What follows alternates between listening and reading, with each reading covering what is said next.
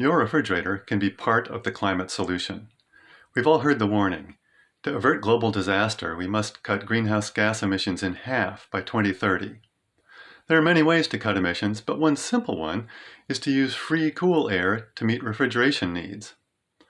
Buildings are responsible for about 20% of US greenhouse gas emissions, and refrigerators account for about 7% of residential energy needs.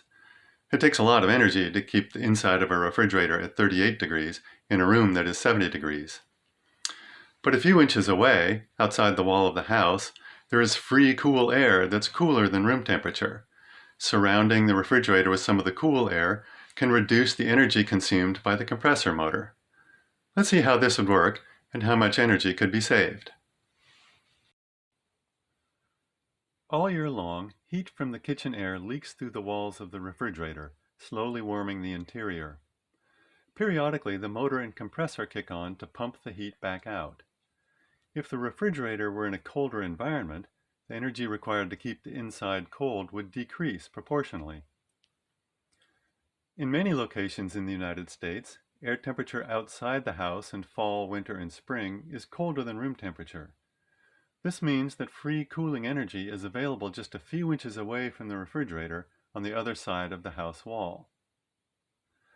This free cooling energy can be accessed by installing the refrigerator in an airtight insulated closet with vents that selectively connect to the outdoors depending on current temperatures. The fridge door still opens into the kitchen, but the top and sides are surrounded by cool outdoor air. The fridge compartment can have advantages in summer too, when the outside air temperatures are higher than room temperature.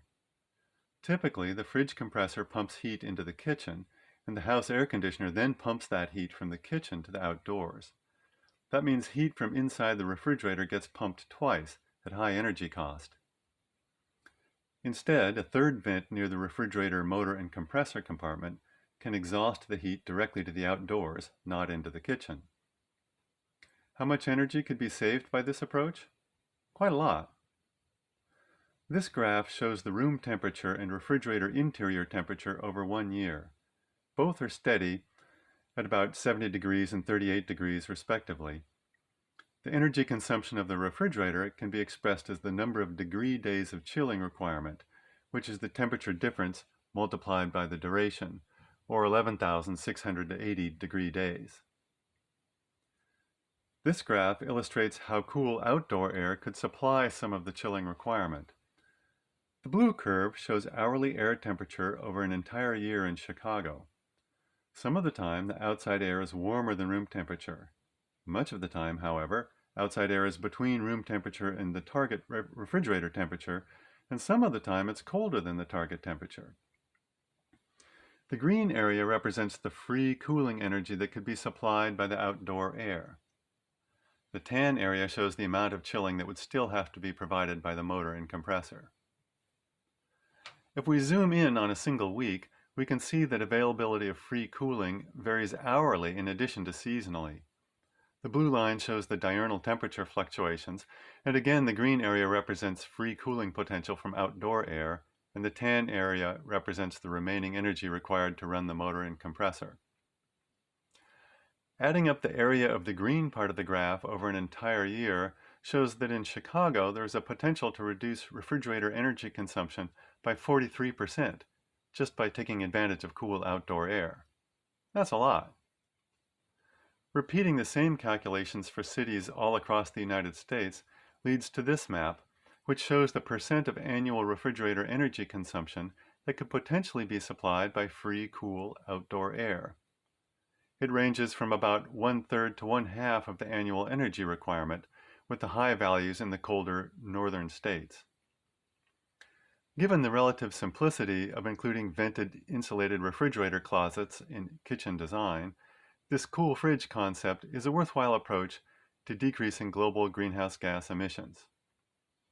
Here are some video clips of a prototype cool fridge. For the prototype, I used an Arduino microprocessor, which runs a C++ program that checks once a minute the output from 4 different temperature sensors for the room, outdoors, the fridge compartment, and the compressor compartment. Based on those temperatures and their differences, It triggers relays to activate 12-volt motors that operate the vent position, the fridge compartment fan, and the compressor compartment fan. For the prototype, I added a video display to check the progress of the program loop. Here we have a full-scale mock-up of the rear wall of the refrigerator compartment. What you see are a sliding vent cover that selectively opens and closes the upper, middle, and lower vents. The control box that contains the Arduino and the relay chip that you saw earlier. Wires coming from the control box to the sensors and the actuators. This sensor measures outside temperature, this one room temperature. This sensor measures the temperature in the annular space around the refrigerator. And finally, this one measures the temperature in the motor compartment. The motor, compressor, and coils generate heat. We don't want that heat to circulate around the refrigerator, so there would be an insulated baffle between the two chambers to keep the heat from moving up around the refrigerator. And there are a couple of fans. This one blows air again out the lower vent, and this one pulls in air up the upper vent. So how does this work? Right now, this is in the cold weather position, which is when outdoor air temperature is less than 70 degrees. That's the low position. The upper vent, which is right behind this fan, is open, as is this vent here, so air can come in and out of the annular space. The bottom vent by the motor compartment is closed. So what happens here is if the outdoor temperature is more than 5 degrees colder than the annulus temperature, this fan turns on, it pulls in that cold air that swirls around through the annular space around the refrigerator and back out and helps cool the refrigerator. Meanwhile, the hot air from the motor and compressor blow against the closed baffle and instead end up going back into the house to help with heating the house. Now, in the opposite condition, when the outside temperature is above 70 degrees, the controller activates this motor, which raises the vent. You can see it slowly closing here, changing position. The bottom one's opening. The two upper ones are closing. So then what happens is that keeps the hot outside air from getting into the annulus and warming the refrigerator. And it also blows the hot air from the motor and compressor out of the house, so your air conditioner doesn't have to pump it twice to pump it outside the house. So that's the basic apparatus and how it functions in the different relative temperature conditions. Here is a mock-up of the exterior of the house with 3 vents. The upper vent would allow cold air in cold weather to circulate around the refrigerator in the annular space. And that would exit back out this lower vent. And in a separate motor compartment in hot weather, the motor heat would be exhausted through the bottom vent. And these are just plumbing pieces. Of course, all of these would be screened to keep the insects from getting into your house. The walls of the refrigerator closet have to be insulated, of course. This prototype uses 2-inch expanded polystyrene foam in plastic flanges. The small one is springy to seal tightly against the side of the fridge. Using plastic for the flange prevents thermal bridging. The thickness or R value of the wall only needs to be greater than the R value of the refrigerator wall to achieve an energy efficiency advantage. To test how well air would circulate through the narrow annular gap between the refrigerator wall and the closet wall, I built this mock-up closet with a clear plastic sidewall.